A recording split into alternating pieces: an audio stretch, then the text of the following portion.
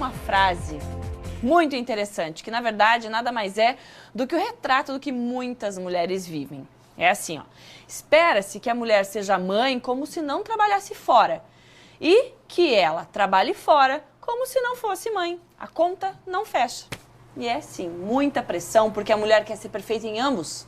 Como encontrar esse equilíbrio?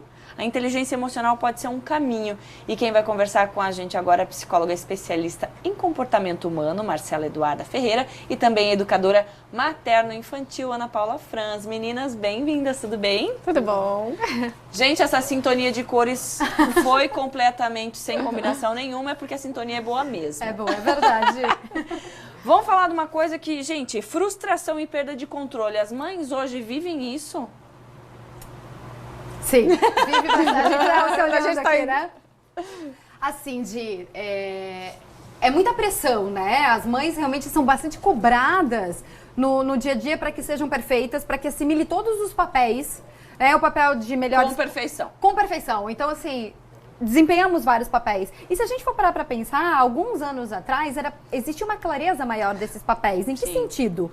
Né? Poucas das nossas avós ou bisavós trabalharam fora. Então, o papel delas era dentro de casa. Ou até se trabalhavam, não tinham a responsabilidade de ser a principal renda ou a principal, a quem comandava tudo. Exatamente. Então, existia uma clareza.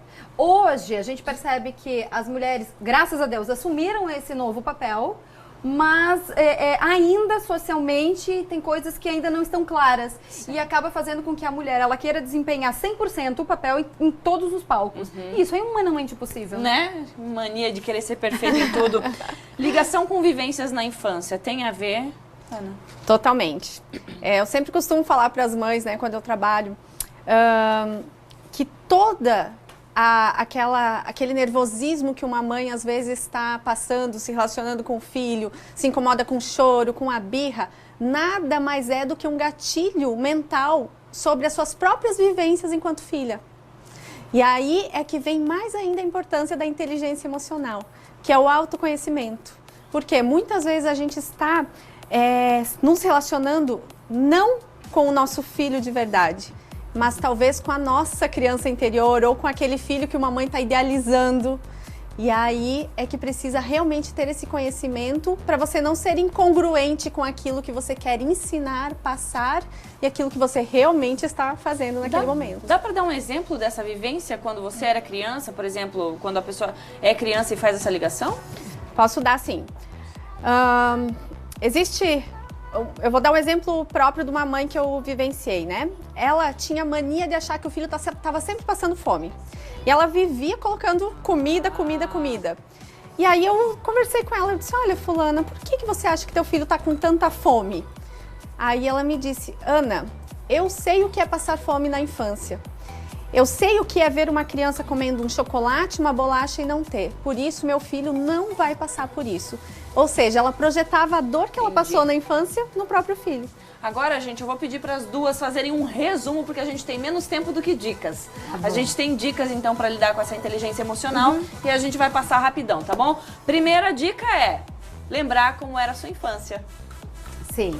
Exatamente, então isso que a Ana estava falando. Então, entender o que é teu, o que é do teu filho, porque às vezes você não vivenciou algumas coisas lá na sua infância, ou você imaginou então aquilo pro teu filho e aí aquilo não acontece. Então essa expectativa causa essa lacuna. Então lembrar da sua infância, né, dessas questões, acaba fazendo com que você se aproxime mais. E separar o que é teu e o que é dele. Próxima dica na tela.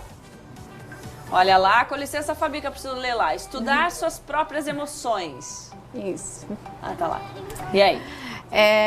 Muitas vezes a incongruência vem disso, né? A gente pede calma pro filho ou para de gritar, só que naquele momento nós estamos completamente descontroladas e gritando com a criança. E aí a gente esquece que nós somos os exemplos. Então é muito importante se conectar primeiro com aquilo que você quer para depois poder passar isso pro filho. Tá certo. Terceira dica, eleger prioridades. Isso, a gente costuma dizer que as emoções a gente sempre vai ter. Agora, o comportamento que a gente vai ter perante as emoções, isso a gente pode controlar. Então, o que é eleger prioridades? A gente entender um pouquinho mais de qual é o resultado que a gente quer, que imagem que a gente quer passar para o nosso filho, o que é importante para a gente em termos de educação. E entender se de repente, eu sei que durante, eu tô lá no supermercado, a criança se joga no chão. O que é importante que eu faça treinar isso antes, diante de uma situação como essa? Porque a emoção vai vir, Certo. vai todo mundo te olhar. E você vai se sentir julgada e vai ficar desesperada. Exatamente. Agora, quando você entende o que é prioridade de acordo com a educação, você consegue responder de uma melhor maneira, tá? Certo. Próxima dica, que eu não sei se é a quarta ou é a quinta. Aprender a ter autocontrole, a quarta dica. Autocontrole. Aí sim vem muito a questão do autoconhecimento, né? E esse autocontrole vem de você se conectar a você mesma, né? Respirar fundo e perceber que aquilo que você quer para o seu filho no futuro é você que vai ensinar para ele hoje. Então, o gerenciamento de emoções é muito importante. E tem que tirar aquele negócio assim, ai, que dó, tão pequeno. Não, é pequeno que se aprende. Exatamente. Aliás, às vezes só pequeno que aprende. Quinta dica na tela, vamos lá? Aprender a lidar com as frustrações da mãe ou do filho? Pois é, essa é uma boa pergunta, né? Porque quando a mãe se frustra, ela acaba, consequentemente, passando aquilo para a criança. E também entender que a gente precisa mostrar para a criança que tudo é um aprendizado. Ela não vai para acertar o tempo todo, senão a gente cresce com essa mania do perfeccionismo, de que não pode errar. Isso é muito pesado. Então, se ela consegue, desde pequena, compreender a importância de que não é fracasso, de que não é um erro, mas e sim, o que eu posso fazer diferente da próxima, isso faz toda a diferença, né, no crescimento dela. Maravilha. Dica 6 na telinha. Compreender as emoções do próximo. Aí entra algo que eu acho fundamental para a inteligência emocional, que é a empatia. Então, muitas vezes se trata, assim, uma criança com falta de respeito, com falta de empatia. E esse é o primeiro caminho. Entender que um dia nós também fomos crianças. E a frase que eu gosto muito, uma criança só age melhor quando ela se sente melhor. E aí vem de você entender que toda aquela birra que a gente vê como uma birra, na verdade é uma necessidade que aquele pai ou mãe não está compreendendo. E a partir da primeira frustração, vai entender da próxima e assim vai ficando mais leve, né? Exatamente. Meninas, obrigada por estar aqui. Eu acho que essas dicas não são só para as mamães, não, são para os papais também. Todo mundo que quer ter um bom Certeza. relacionamento.